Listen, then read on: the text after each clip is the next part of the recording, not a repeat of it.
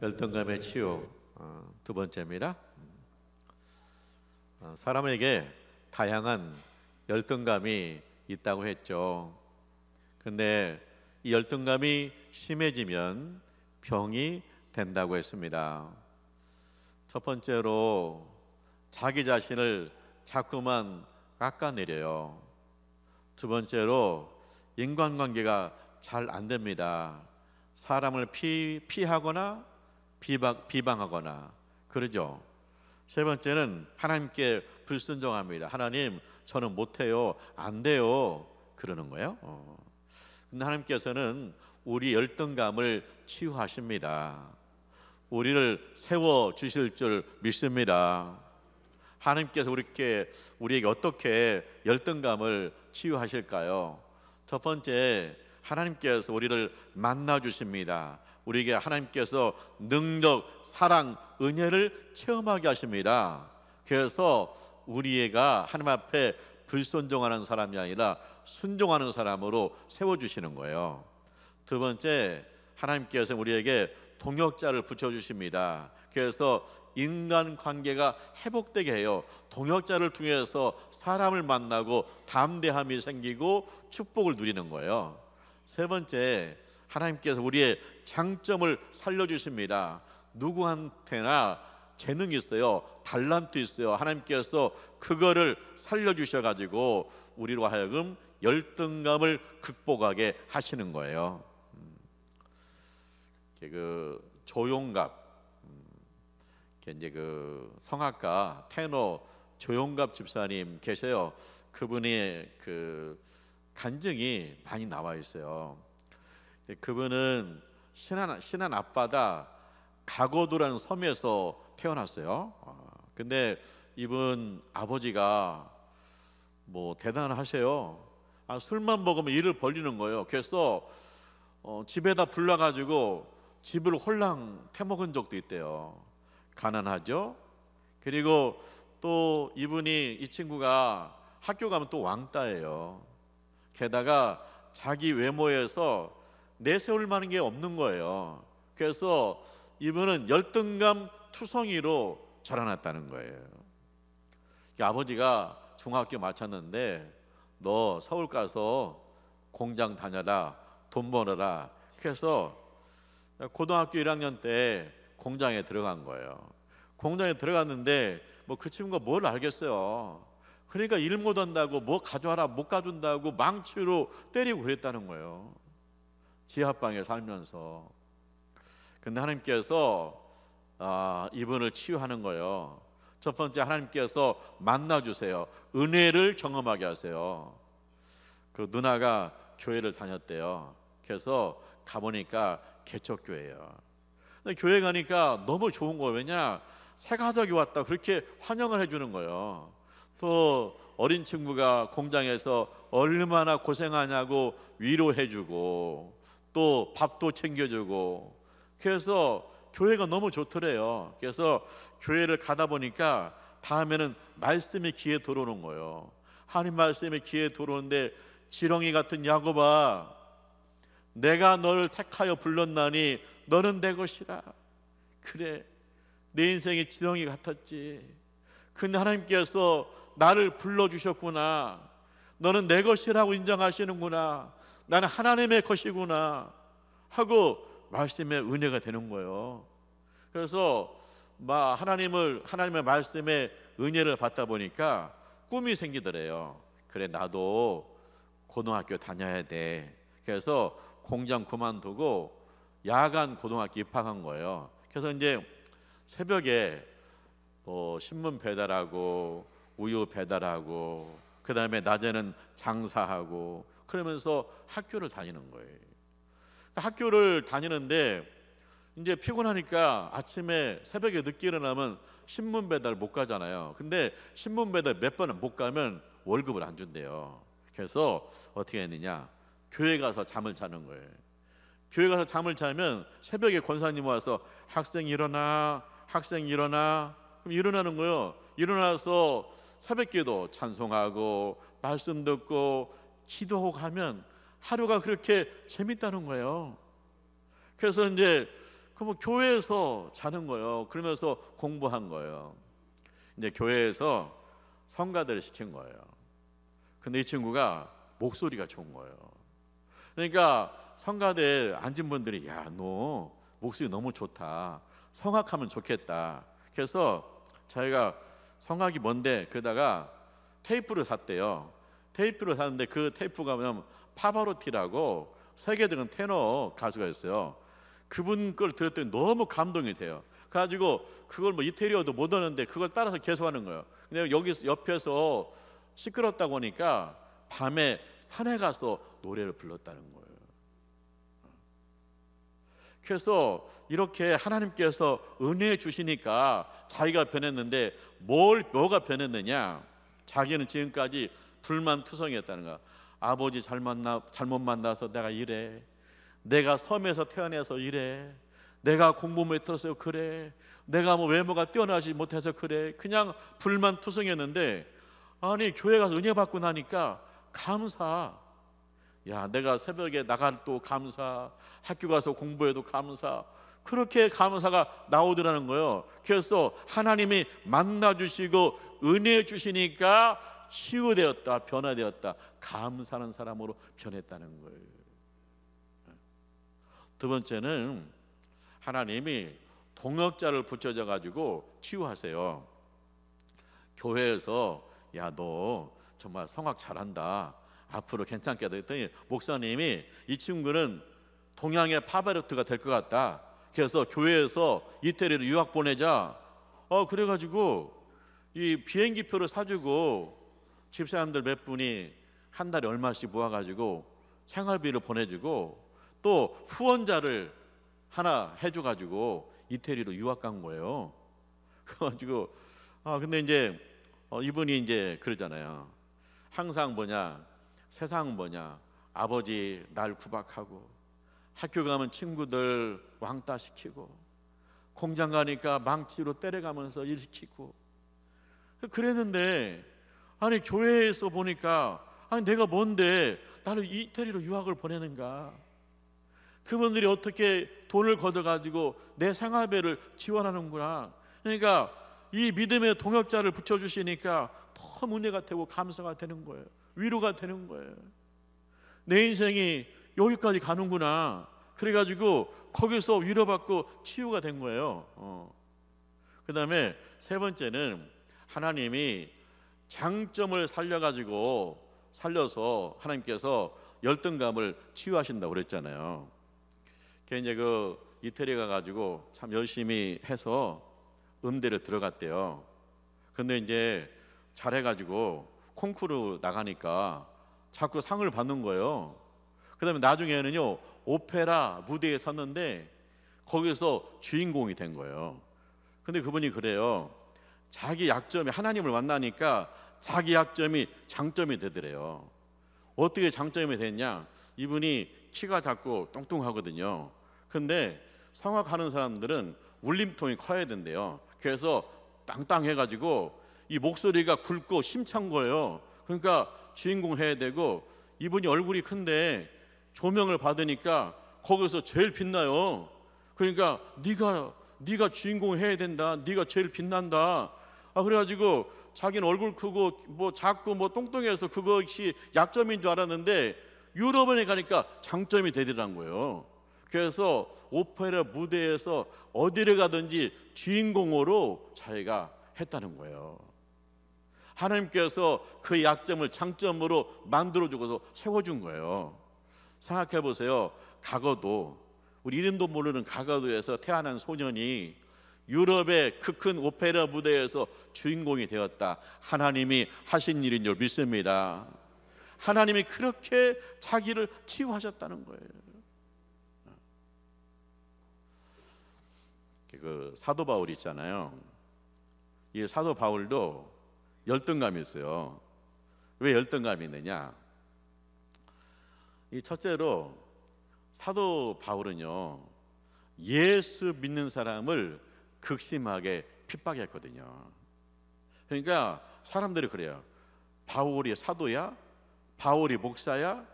얼마나 우리를 핍박했는데 과거를 가지고 뭐라고 하는 거예요. 두 번째로 사도 바울은요 예수님의 제자가 아니에요. 예수님의 제자가 12명 예수 제자에 못 들어간 거예요. 그런데 예수의 제자도 아닌데 왜 사도라고 자기가 자칭 사도냐 그러는 거예요. 세 번째는 뭐냐, 바울은 말이 시원치 않아 그런 거예요. 뭐냐면 말이 좀 둔한가 봐요. 그래서 이게 설교를 하는데 말이 좋아가지고 유창하게 설교를 못하는 거예요. 그래서 바울이 뭔 사도래, 그 말이 그래. 그래서 사람들이 뒤에서 수군수군대고 바울을 비난하는 거예요. 그래서 바울이요 그것 때문에 많이 위축됐어요. 게다가 사람들이 바울하고 베드로를 비교해요. 베드로는요 예수님 12 제자잖아요. 제자예요. 게다가 베드로가요 예루살렘에서 설교를 했는데 3,000명이 회개하고 주께로 돌아와요. 엄청난 역사가 나타나요. 그런데 바울도는 제자도 아니야. 바울도는 말도 시원찮네. 그러니까 바울이 위축되죠. 자꾸 비교해가지고 바울은 아니라고 그러니까. 그래서 바울도 그것이 열등감이 돼가지고 뭐라고 하냐면 고린도 교회에다가 편지를 쓰는데 뭐냐면 내가 고린도에 갔을 때 약하고 두렵고 심히 떨렸도다. 목회를 시작했는데 두렵고 심히 떨리는 거예요. 사람 만나는 것이 두렵고 떨려요. 옆에서 막 격려해줘도 이게 힘든데 뭐 수군대고 저게 사도냐 그러고 있으니 바울이 얼마나 떨리겠어요. 그래서 내가 고린도에 갔을 때 약하고 두렵고 심히 떨렸다. 열등감에 붙들려 있었던 거예요. 그런데 하나님께서 바울을 치유하십니다. 바울을 치유하십니다. 세워주십니다. 어떻게? 첫 번째, 하나님이 만나주시고 하나님께서 능력 주시고 은혜 주시고 사랑 주셔서 치유하시는 거예요. 할렐루야. 이게 이 바울이 그래서 고린도에 갔을 때 자기도 알아요. 내가 말이 둔하다. 그래서 이게 설득력 있는 말로 아름다운 말로 그거 안 돼. 그거 알아요. 그래서 어떻게 했느냐, 나는 오직 예수만 전하자. 내가 말 잘해서 이거 설득하고 그건 안 돼. 그러니까 그냥 예수만 막 얘기하자. 결국 예수 때문에 예수를 구원받는 거니까 나는 예수만 얘기하겠다. 그래요. 그 다음에 바울의 기도 제목이 있어요. 그러면 성령의 능력과 나타남으로, 성령의 감동으로 말하게 해주세요. 저는 말이 짧지만 성령의 감동으로 말하게 해주세요. 그래서 그들이 감동받게 하시고 예수를 믿게 해주세요. 늘 그는 뭐냐면 성령의 감동으로 말하게 해주세요. 그렇게 기도했다는 거예요. 그런데 하나님께서 바울을 사용했어요. 어떻게 했냐, 베드로는요 대중 집회래요. 대중 많은 교인 사람들을 모아놓고 거기서 설교하면 거기서 회개하고 그러거든요. 근데 바울은 어떻게 했냐, 바울은 선교사로 파송받잖아요. 그럼 많은 사람이 모이질 않아요. 그러면 바울은 어떻게 했냐, 사람들 방에다가 모아놓고 거기서 계속해서 말씀을 가르치고 양육하는 거예요. 그런데 놀라운 건 뭐냐, 그렇게 뭐 1,000명, 뭐 100명 아니요. 그냥 서너 명 때도 뭐 10대 명 될 때도 있는데 그 사람들을 대대담고 매일매일 말씀을 양육하면 그들이 회개하고 변화되고 헌신자가 되어서 그들이 교회를 세워가는 거예요. 그래서 베드로는요 설교 잘하는데 예루살렘 교회 하나 세웠어요. 그것도 제자들과 함께. 그런데 바울은요 아시아에서 유럽에서 많은 교회를 세웠어요. 하나님이 그렇게 능력 주시고 은혜 주셔서 바울이 하나님 앞에서 세워진 거예요. 그 열등감이 치유된 거예요. 두 번째는 하나님이 바울한테 동역자를 붙여줬어요. 바울이 고린도 교회한테 이제 편지를 보내는데 거기다 뭐라고 썼냐면, 내가 내 믿음의 아들, 내 사랑하는 신실한 디모데를 보낸다 그랬거든요. 바울은 평생 혼자 살았어요. 근데 아들이 어디서 생겼냐? 믿음의 아들이라는 거예요. 예수님의 제자 삼았다는 거예요, 바울이. 근데 이 디모데가 뭐라냐? 신실하다는 거예요. 아주 신실하게, 그러니까 바울의 부관처럼 신실하게 바울의 동역자가 된 거예요. 그래서 바울이 고린도에 갈 수 없어요. 갈 수 없으니까 바울이 제일 신임하는 디모데를 고린도 교회에 보낸 거예요. 동역자. 그다음에 바울이 그 고린도 교회에 인사하면서 누구 얘기를 하냐면 브리스가와 아굴라 부부 얘기를 해요. 그러면서 뭐라고 하냐면, 브리스가 아굴라 부부를 내가 잊을 수 없다. 브리스가 아굴라 부부는 나를 위해서 목숨도 내놓은 사람들이다. 이분을 기억해라. 기억해라. 얼마나 고마운 분인지 모른다. 그래서 이와 같이 바울에게 하나님께서 동역자를 붙여주셔가지고 힘 주시고 능력 주시는 거예요. 다른 사람들은 수근거리고 뭐 바울이 뭐 목사냐, 바울이 뭔 사도냐 이렇게 하는데, 브리스가 아굴라 부부는 바울 이분은 하나님께 붙들린 자다, 하나님께 부름받은 자다. 그래가지고 이분 우리의 사람, 우리가 목숨이라도 바쳐야 된다. 그런 동역자들이 있어가지고 사역을 할 수 있었다는 거예요. 그래서 하나님께서 동역자를 통해서 우리에게 치유하시고 우리를 세워주시는 거예요. 내 옆에 붙인 동역자를 기억이세요. 하나님은 그를 통해서 나를 살리시기를 원하세요. 세 번째는 장점을 살려서 우리 열등감을 치유한다고 그랬잖아요. 이 바울은요, 사실 집안이 좋아요. 그래서 로마 시민권도 있었고요, 또 헬라어를 잘해요. 뭐 베드로는 뭐 헬라어 못하죠.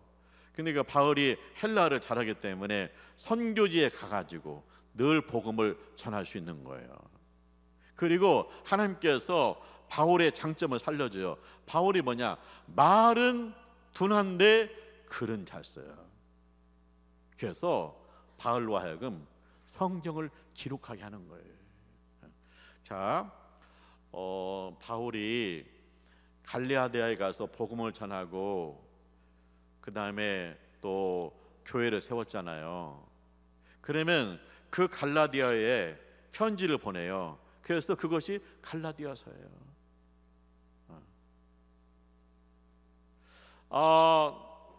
바울이 빌립보 교회를 세워, 유럽의 첫 번째 교회. 그리고 그 빌립보 교회에 편지를 써요. 예수 그리스도의 마음을 품으라. 편지를 써요. 그게 빌립보서예요. 데살로니가 교회를 개척합니다. 데살로니가 교회에 편지를 써요. 그게 뭐냐? 예수님은 우리를 위해 십자가를 죽으셨다, 부활하셨다, 승천하셨다, 앞으로 주님 다시 오신다. 주님을 기다려라. 그 다음에 또 그 바울이 에베소에 교회를 개척해요. 에베소에 편지를 썼어요. 에베소가 뭐, 에베소의 중심은 뭐예요? 교회는 예수 그리스도의 몸이다. 그 다음에 또 이제 바울이 고린도의 교회를 개척하고 고린도에 편지를 써요. 고린도 전서 후서 나오죠. 그런데 그 중심이 뭐예요? 우리가 교회를 어떻게 생활하는가, 교회 문제가 생겼을 때 어떻게 해결해야 될 것인가, 성령의 감동으로 써서 보낸 거예요. 하나님은 나의 장점을 통해서 일하시는 분이세요. 하나님께서는 나의 장점, 나의 재능, 나의 달란트를 하나님께서 통해서 하나님께서 영광을 받으시는 거예요. 우리 성가대 있잖아요. 노래 은사가 있으니까 하나님을 찬송하는 것으로 하나님 앞에 영광을 돌리고, 우리 성가대 보면은 행복하다, 나는 성가대에서 행복해요, 할렐루야 성가대 해서 행복해요. 우리 집사님 한 분가 나 할렐루야 성가대에서 너무 행복해요. 이번 주 불을 찬송 보내주면 일주일 내내 그걸 듣는다는 거예요. 일주일 내내. 그러면서 자기가 은혜가 된다는 거예요. 우리 보면은 우리 전도단, 또 우리 여리고 전도단도 있고 늘푸른 대학도 있고, 그럴 때 우리 권사님들 전도도 하고 밥도 하고 그런데 우리 아내가 그래요. 참 자기는 너무 감사하대. 왜냐?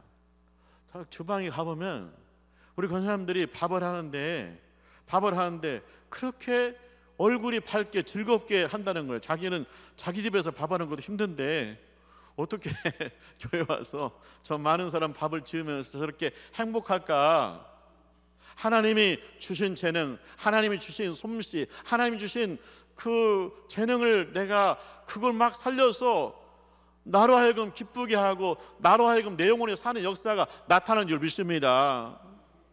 하나님께서 그 일을 통해서 내 열등감을 극복하게 하시고 내 열등감을 치유하게 하신다는 거. 할렐루야. 우리 하나님이 우리를 늘 치유하기 원하세요. 그래서 하나님께서 만나주시고 사랑과 능력과 은혜 주셔서 치유하시죠. 하나님이 나한테 동역자를 붙여주셔서 다른 사람은 다 뭐라고 해도 그것까지 나를 지지해주고 내 곁에 있는 동역자를 붙여주셔서 회복되게 하신다. 그리고 내 장점을 살리셔서 일하게 하시고 하나님 앞에 영광이 되게 하셔서 치유하신다는 거예요. 근데 우리가 하나님, 나는 아직도요 치유되지 않은 열등감이 있어요. 그러거든요. 내가 교회를 다니지만 아직도 내가 치유되지 않은 열등감이 있어요. 그런 분들은요 하나님 앞에 순종하셔야 돼. 하나님 앞에 순종할 때 내 열등감이 빨리 회복돼요. 그 조용급 지사님도 보세요. 이게 그 노래에 은사가 있다, 목소리가 좋다, 성하게 했으면 좋겠다. 그러니까 어떻게 해요? 이 하나님 음성으로 받아가지고 이게 산에 가서 노래 불렀대잖아요. 이태리 가가지고 그거 따라가려고 그저 학교 갔다 오면 새벽같이 노래하고 그랬대잖아요. 또 은혜 받으니까 야, 나 교회에서 자고 새벽 기도하고 가야겠다. 그런 순종, 그런 충성, 열심히 있으니까 하나님의 치유가 빠르게 나타나는 거예요. 바울 보세요. 바울 보세요. 이게 열등감이 있었잖아요. 나 사람 만나는 거 떨리고요, 두려워요, 말도 둔한데요, 더 말도 안 돼요, 그랬잖아요. 근데 하나님께서 은혜 주시고 능력 주셔서 선교사로 파송받으니까 그가요 일평생 동안 어디를 가든지 방에다 사람 대대놓고 말씀을 가르치는 거예요. 그랬더니 이 사람들이 헌신자가 돼가지고 교회에 중직이 되는 거예요. 그런 제자들을 수없이 만들어낸 거예요. 왜요? 죽을 고비를 수없이 넘기면서도 충성하니까. 정말 우리 기독교 역사에 손꼽히는 인물이 된 거잖아요. 그래서 내가 아직도 치유받지 못한 열등감이 있다. 그렇다면 하나님께서 나를 치유하기 원하세요. 은혜 주시고 능력 주셔서 치유하시 원하시고, 나는 잘 모르는데 나중에 보니까 그분이 나의 동역자였어요. 그분 붙여주시고 하나님께서 내 장점을 자꾸 살리라고 선생님께서 내 안에서 계속 말씀하시고 이끌어 주세요. 그때 순종하면 열등감 깨끗하게 치유될 줄 믿습니다. 이런 은혜를 체험하시기를 축원합니다. 우리가 열등감이 치유될 이유가 뭐가 있어요? 그래야 내가 주님의 일을 하니까. 이게 치유가 안 되면 자꾸만 숨고 싶고 나는 안 된다고 하고 싶잖아요. 열등감이 치유되어야 뭐냐면 남편, 아내, 친구들에게 복이 돼요. 내가 열등감이 치유가 안 되면 자녀들한테 부정적으로 나가요. 그것 때문에 여러분들이 열등감을 치유돼 가지고 여러분 가족들에게, 친구들에게, 이웃들에게 복이 되는 역사가 있기를 주님의 이름으로 축원합니다. 기도하죠. 하나님 아버지 감사합니다. 주님 우리를 불러주시고 만나주시고 은혜 주셔서 열등감이 치유되게 하심을 감사합니다. 나를 하나님의 아들로 딸로 삼아주심을 감사합니다. 십자가에 죽기까지 사랑해 주심을 감사합니다. 끊을 수 없는 주님의 사랑 가운데 있게 하심을 감사합니다.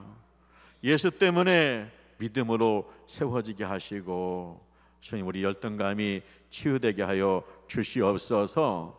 예수님의 이름으로 기도합니다. 아멘.